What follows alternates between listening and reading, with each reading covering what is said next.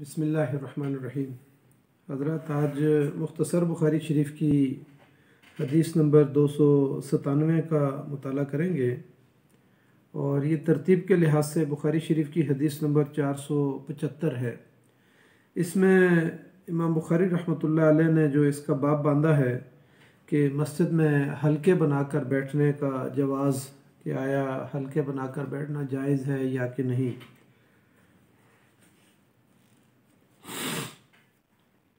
अन इब्न उमर रज़ियल्लाहु अन्हु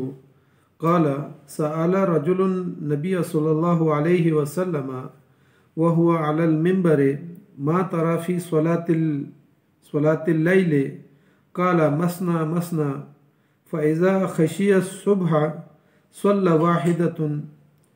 फ़अवतरत लहु मा सल्ला व इन्नहु कान यक़ूलु इज्अलू आखिर स्वलातिकुम बिल्लैलि वित्रन फ़इन्नन नबिय सल्लल्लाहु अलैहि वसल्लम अमर बिही रवाहुल बुखारी। हज़रत इब्न उमर रज़ियल्लाहु तआला अन्हु से रवायत है, उन्होंने फरमाया कि नबी अकरम सल्लल्लाहु अलैहि वसल्लम एक दफ़ा मिंबर पर तशरीफ़ फरमा थे कि एक शख्स ने आपसे आकर पूछा कि रात की नमाज के मुतल्लिक़ आप सल्लल्लाहु अलैहि वसल्लम का क्या हुक्म है। तो आप सल्लल्लाहु अलैहि वसल्लम ने फरमाया कि दो दो रकत नमाज अदा की जाए। अगर किसी को सुबह हो जाने का अंदेशा हो तो एक रकत और पढ़े और वो साबका सारी नमाज को वितर कर दे, यानी उसको ताक कर दे। हज़रत इब्न उमर रज़ियल्लाहु तआला अन्हु फरमाते हैं कि रात की नमाज के आखिर में वितर पढ़ा करो, क्योंकि नबी सल्लल्लाहु अलैहि वसल्लम ने इसका हुक्म दिया है कि बिल्कुल आखिर में जाके वितर की नमाज जो है वो अदा की जाए। इस हदीस से दो तीन चीज़ें हमारे सामने आती हैं। एक तो ये कि यानी वितर नमाज के हवाले से और तहज्जुद की नमाज के हवाले से, और इसी तरीके से नवाफिल के बारे में कि आया वो दो दो रकत पढ़े जाएं या चार चार रकत जो है ना उनको पढ़ा जाए। इमाम बुखारी रहमतुल्लाह अलैह इस हदीस से ये बताना चाहते हैं कि मस्जिद में हल्के बनाकर बैठना जायज़ अमल है, और वो ख़ास तौर पर कुरान की तालीम और हदीस की तालीम के लिए, तालीम व तरबियत के लिए अगर ये हल्के बनाए जाएं तो नबी सल्लल्लाहु अलैहि वसल्लम की सीरत में और सुन्नत में हमें अहादीस में बहुत सारे ऐसी तालीमात मिलती हैं कि जिसमें सहाबा इकराम आप सल्लल्लाहु अलैहि वसल्लम के गिर्द हल्के बनाकर बैठे हुए थे। लेकिन एक आध जगह पर हमें यह हदीस भी मिलती है कि सहाबा इकराम बैठे हुए थे तो नबी सल्लल्लाहु अलैहि वसल्लम तशरीफ़ लाए और कहा कि आप क्यों टुकड़ियों के अंदर बैठे हुए हैं। तो उसकी यानी मुमानियत है इससे, यानी मैं सिर्फ गपशप के लिए अगर हल्के बनाए जाएं तो ऐसे हल्का जात की मुमानियत है कि मस्जिद के अंदर बैठ के इस तरह की बात की जाए। मसलन हज़रत जाबिर बिन सुमरा रज़ियल्लाहु तआला अन्हु बयान करते हैं कि रसूलुल्लाह सल्लल्लाहु अलैहि वसल्लम एक दफ़ा हमारे पास आए तो हम हल्का बनाकर बैठे हुए थे, तो आप सल्लल्लाहु अलैहि वसल्लम ने देखते ही फरमाया कि क्या वजह है कि तुम टुकड़ियों के अंदर बैठे हुए हो, यानी अलग अलग हल्के जो है ना बनाकर बैठे हुए हो। ये मुस्लिम शरीफ की रवायत है। मुहद्दिसीन ने इसका जवाब ये दिया है कि जब बेफ़ायदा और मनफियत के बग़ैर अगर कोई हल्के बनाए जाएँ तो उन हल्का जात की मुमानियत है,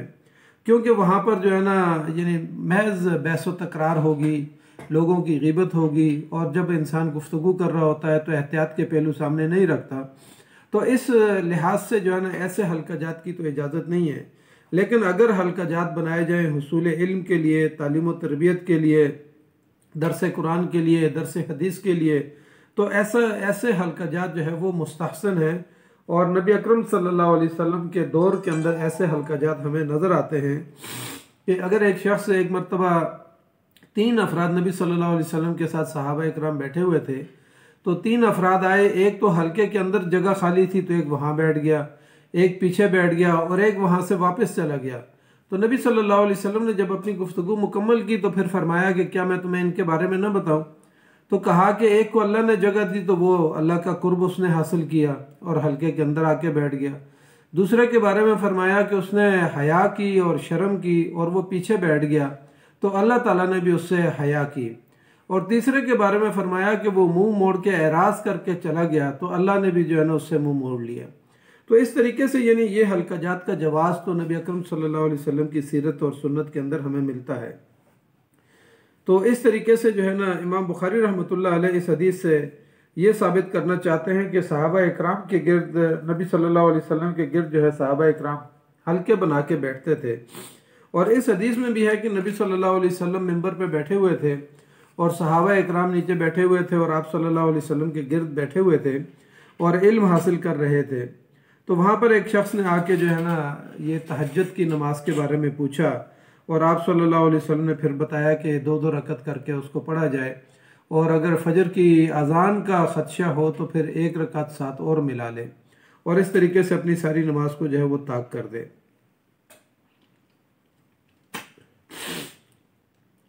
इसी तरीके से दिन में और रात में जो नवाफिल अदा किए जाते हैं या सुन्नतें अदा की जाती हैं तो नबी सल्लल्लाहु अलैहि वसल्लम ने उम्मत की आसानी के लिए 2-2 रकत पढ़ने की भी इजाज़त दी और 4-4 रकत जो है ना पढ़ने की भी रवायात मिलती हैं। मसलन 2-2 रकत नवाफिल का हुक्म जो है तो वो तो इसी हदीस के अंदर मिलता है कि रात के तहज्जुद के लिए आप सल्लल्लाहु अलैहि वसल्लम ने फरमाया कि 2-2 रकत जो है ना अदा करें और उसके बाद उसको वितर कर दें। लेकिन रात को 4-4 रकत नवाफिल का सबूत सही बुखारी शरीफ की एक हदीस में मिलता है कि जिसमें अबू सलमा रज़ी अल्लाह ताला ने फरमाते हैं, अबू सलमा बिन अब्दुर्रहमान बयान करते हैं कि उन्होंने हज़रत आयशा रज़ी अल्लाह ताला से पूछा कि नबी सल्लल्लाहु अलैहि वसल्लम रमज़ान में रात को कैसे नमाज़ पढ़ते हैं। तो हज़रत आयशा रज़ी अल्लाह ताला ने फरमाया कि चाहे वो रमज़ान हो या गैर रमज़ान हो, नबी सल्लल्लाहु अलैहि वसल्लम 11 रकत जो है वो नमाज अदा करते हैं। फरमाया कि आप सल्लल्लाहु अलैहि वसल्लम 4 रकत पढ़ते हैं और उसके हुस्न और तूल की तो क्या बात है और उसके मुतल्लिक तुम ना पूछो। फिर इसी तरीके से फरमाया कि फिर 4 रकत जो है वो नबी सल्लल्लाहु अलैहि वसल्लम पढ़ते हैं और उसके भी हुस्न और तूल के बारे में ना पूछो। और उसके बाद फिर आप सल्लल्लाहु अलैहि वसल्लम 3 रकत जो है वो यानी वितर के जो है वो अदा करते हैं। तो इस तरीके से यानी और फिर उन्होंने फरमाया कि मैंने नबी सल्लल्लाहु अलैहि वसल्लम से पूछा कि आप नवाफिल पढ़ने के बाद वितर पढ़ने से पहले क्या आप सो जाते हैं। तो आप सल्लल्लाहु अलैहि वसल्लम ने फरमाया कि ए आयशा, मेरी आँख सोती है, मेरा दिल जो है वो जागता रहता है। यानी क्योंकि नबी सल्लल्लाहु अलैहि वसल्लम दरमियान में जो है ना फिर दोबारा वज़ू नहीं करते थे, लेट जाते थे और इस तरीके से उन्होंने फरमाया। इसी तरह उम्मे हबीबा रज़ी अल्लाह ताला ने फरमाती हैं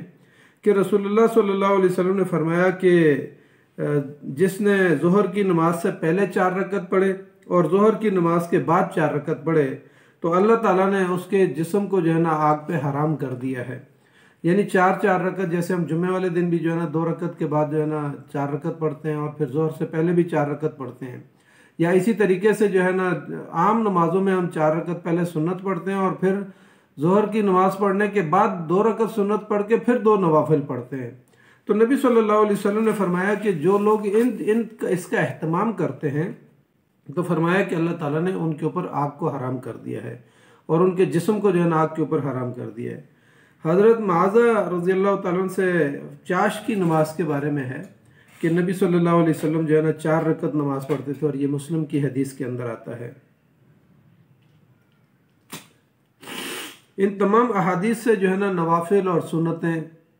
ख्वाह वो दिन में अदा की जाएं या रात में अदा की जाएं तो 2-2 रकत का जवाज़ भी है और 4-4 रकत नमाज जो है ना वो नवाफिल पढ़ने का भी सबूत मिलता है और इससे उम्मत की आसानी के लिए है ये। अब इसमें यहाँ पर ये बात भी आती है कि वितर की जो नमाज है वो आया 1 रकत है या 3 रकत है और वो भी जो दरमियान में सलाम फेरना है या नहीं फेरना। तो यानी इसके बारे में भी मुहद्दिसीन ने बहुत इस पर कलाम किया है। नबी सल्लल्लाहु अलैहि वसल्लम और सहाबा इकराम और ताबीईन उम्मत जो है उनसे तो ये तवातर के साथ शामिल है कि वितर के जो है वो 3 रकत शामिल हैं, 3 रकत नमाज है और दरमियान में सलाम के बग़ैर है। और ख़ुद नबी सल्लल्लाहु अलैहि वसल्लम और सहाबा इकराम से जो है ना इसी तरीके से साबित भी है कि नबी सल्लल्लाहु अलैहि वसल्लम रात को नवाफिल पढ़ते थे और नवाफिल पढ़ने के बाद जो है ना 3 रकत जो है वो वितर अदा करते थे। लेकिन वो वितर जिनसे पहले नवाफिल अगर अदा ना किए जाए, क्योंकि हमारे माशरे के अंदर ये बात है कि बहुत सारे लोग जो है ना इशा की नमाज़ पढ़ते हैं और उसके बाद 2 सुन्नतें पढ़ते हैं और 2 सुन्नतें पढ़ने के बाद 1 रकत जो है ना वितर पढ़ लेते हैं। तो ऐसी नमाज के बारे में नबी अकरम सल्लल्लाहु अलैहि वसल्लम ने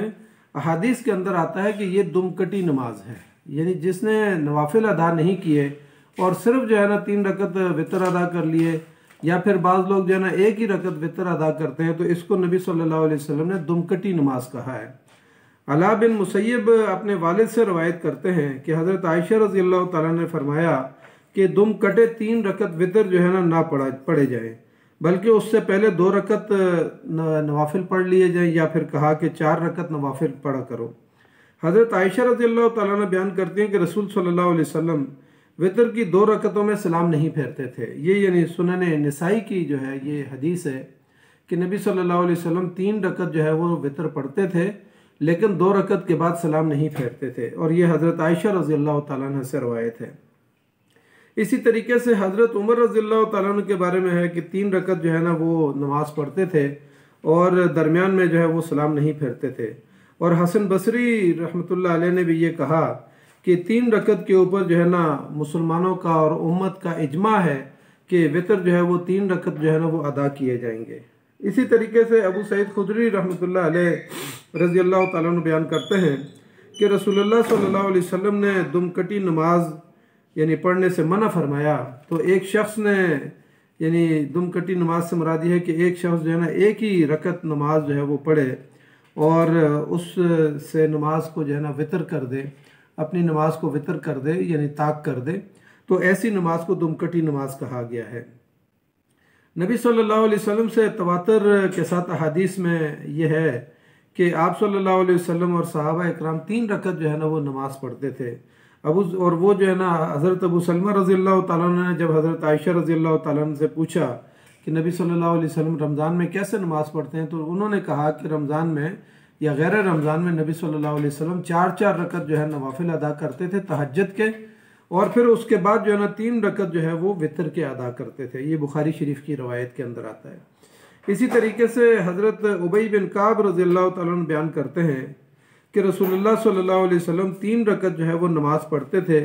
और पहली रकत में सब्बिहिस्म रब्बिकल आला पढ़ते थे, दूसरी रकत में कुल या अय्युहल काफिरून पढ़ते थे,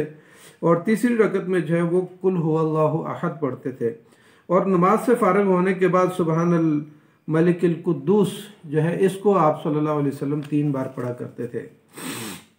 इसी तरीके से अब्दुल अजीज़ बिन जुरैज बयान करते हैं कि हमने हज़रत आयशा रज़ियल्लाहु ताला अन्हा से सवाल किया कि रसूलुल्लाह सल्लल्लाहु अलैहि वसल्लम वितर में जो है ना कौन कौन सी सूरतें पढ़ते थे। तो हज़रत आयशा रज़ियल्लाहु ताला अन्हा ने फरमाया कि पहली रकत में सब्बिहिस्म रब्बिकल आला, और दूसरी रकत में कुल या अय्युहल काफिरून, और तीसरी रकत में कुल हुवल्लाहु अहद जो है या कभी मुआवज़तैन जो है ना उनमें से जो है ना कोई सूरत पढ़ लेते थे, यानी कुल औज़ु बिरब्बिल फलक और कुल औज़ु बिरब्बिन नास में से कोई सूरत पढ़ लेते थे। ये सुनन इब्न माजा की हदीस है। इसी तरह हमीद बयान करते हैं कि हज़रत अनस रज़ियल्लाहु ताला अन्हु 3 रकत जो है वो वितर पढ़ा करते थे। इसी तरह ज़ाज़ान जो है बयान करते हैं कि हज़रत अली रज़ियल्लाहु ताला अन्हु बिल्कुल आखिरी शब में बैठकर जो है वो 3 रकत जो है वो वितर अदा करते थे। तो इससे ये भी अंदाज़ा होता है कि वितर की नमाज बैठकर भी जो है ना अदा की जा सकती है। अलबत्ता हनाबिला और शवाफ़े और इसी तरह जो गैर मुक़ल्लिदीन हैं वो इस तरह से 3 रकत नमाज अदा करते हैं कि पहले नवाफिल अदा कर लिया और फिर उसके बाद 2 रकत जो है ना वो पढ़े और फिर सलाम फेर दिया, और आखिर में उसके साथ 1 रकत जो है वो मिला देते हैं। और यानी इस तरीके से भी नबी सल्लल्लाहु अलैहि वसल्लम ने नमाज़ पढ़ी, और इस हदीस के अंदर भी आया, नबी सल्लल्लाहु अलैहि वसल्लम ने फरमाया कि किसी को अगर फजर की अजान का ख़तरा हो तो फिर उससे पहले पहले जो है ना वो 1 रकत जो है ना वो मिला ले। लेकिन ये सुबह के टाइम पे है, तहज्जुद के टाइम पे है, और उस मौके पे यानी अगर ख़तरा हो और नमाज को ताक करना हो तो फिर वो 1 रकत साथ मिला दे, तो पिछली सारी नमाज जो है वो उनकी वितर हो जाएगी और ताक हो जाएगी। लेकिन अब हमारे माशरे के अंदर लोगों ने बहुत आसानी निकाल ली है, और वो ये आसानी निकाली है कि इशा की नमाज के मुत्तसिल बाद लोग जो है 2 रकत सुन्नत अदा करने के बाद फिर 1 रकत जो है वो तहज्जुद के पढ़ लेते हैं, और उससे जवाज़ की सूरत यही निकाली जाती है क्योंकि नबी सल्लल्लाहु अलैहि वसल्लम की हदीस के अंदर ये बात आई है कि 1 रकत वितर पढ़ के जो है ना उस नमाज को जो है ना वितर किया जा सकता है, ताक किया जा सकता है। तो इस तरीके से जो है ना, हालांकि नबी सल्लल्लाहु अलैहि वसल्लम ने ऐसी नमाज को हज़रत आयशा रज़ियल्लाहु ताला अन्हा की रवायत में कि उसको दुमकटी नमाज कहा है, क्योंकि उसमें बुनियादी इल्लत यह है कि नबी सल्लल्लाहु अलैहि वसल्लम इशा की नमाज़ पढ़ते थे, फिर घर में जाके जो है ना नवाफिल अदा करते थे या सुन्नतें अदा करते थे, फिर आराम करते थे, फिर दोबारा उठ के नबी सल्लल्लाहु अलैहि वसल्लम तहज्जुद पढ़ते थे 4 रकत या 8 रकत या 6 रकत या 12 रकत तक की रवायत आती है। उसके बाद जो है ना उसको वितर करने के लिए नबी सल्लल्लाहु अलैहि वसल्लम साथ 1 रकत को और मिला लेते थे। तो इस तरीके से जो है ना यानी ये नमाज जो है ना वो वितर हो जाती थी, ताक हो जाती थी। लेकिन आजकल के दौर में लोगों ने अपने लिए बहुत आसानी निकाल ली है कि इशा की नमाज पढ़ते ही 2 रकत सुन्नतें पढ़ी और फिर उसके बाद बगैर नवाफिल पढ़े 1 रकत वितर पढ़ के जो है फारिग हो जाते हैं। तो बहरहाल नबी सल्लल्लाहु अलैहि वसल्लम की अहादीस की इल्लत को साथ समझने की ज़रूरत होती है, क्योंकि नबी सल्लल्लाहु अलैहि वसल्लम ने उम्मत की आसानी के लिए एक काम किया है। यानी अगर फजर की आज़ान होने का वक्त करीब आ गया है तो फिर 3 रकत पढ़ने के बजाय 1 रकत साथ मिला के जो है ना वो वितर पढ़ लिया जाए। लेकिन उसके साथ वक्त मुतय्यन है, नबी सल्लल्लाहु अलैहि वसल्लम ने वक्त बताया है कि वो किस वक्त नमाज पढ़ी जा रही है। तो लेकिन आम माशरे के अंदर जो है ना लोग उस इल्लत को देखे बगैर बस हदीस के ज़ाहिर के ऊपर अमल कर लेते हैं। बहरहाल इसमें जवाज़ की सूरत तो मौजूद है, लेकिन जो नबी सल्लल्लाहु अलैहि वसल्लम का अमल है वो तहज्जुद के वक़्त का है कि नबी सल्लल्लाहु अलैहि वसल्लम जो है ना, और इस हदीस के अंदर भी हज़रत इब्न उमर रज़ियल्लाहु तआला अन्हु ने फरमाया कि नबी सल्लल्लाहु अलैहि वसल्लम ने हुक्म दिया कि तहज्जुद को बिल्कुल आखिर में, आखिरी नमाज जो है ना वो तहज्जुद की नमाज होनी चाहिए और साथ जो है ना उसके साथ वितर अदा कर लिए जाएँ। तो वितर को यानी उस वक्त पढ़ने का जो है ना ज़्यादा जोर दिया गया है। तो अल्लाह ताला से दुआ करते हैं कि अल्लाह ताला नबी सल्लल्लाहु अलैहि वसल्लम की इन अहादीस के ज़रिए से, जिसके अंदर ये बताया गया कि मस्जिद के अंदर हल्के बनाकर, कुरान और हदीस के हल्के बनाकर, दर्स व तदरीस और तालीम व तरबियत के हल्के बनाकर बैठना जायज़ है। ख़ुद नबी सल्लल्लाहु अलैहि वसल्लम के दौर में सहाबा इकराम इस काम के लिए बैठते थे, नबी सल्लल्लाहु अलैहि वसल्लम के साथ बैठते थे। तो अल्लाह ताला हमें जो है ना इस हदीस के ऊपर अमल करने की तौफीक अता फरमाए। जज़ाकल्लाहु खैर। अस्सलामु अलैकुम व रहमतुल्लाहि व बरकातुहू।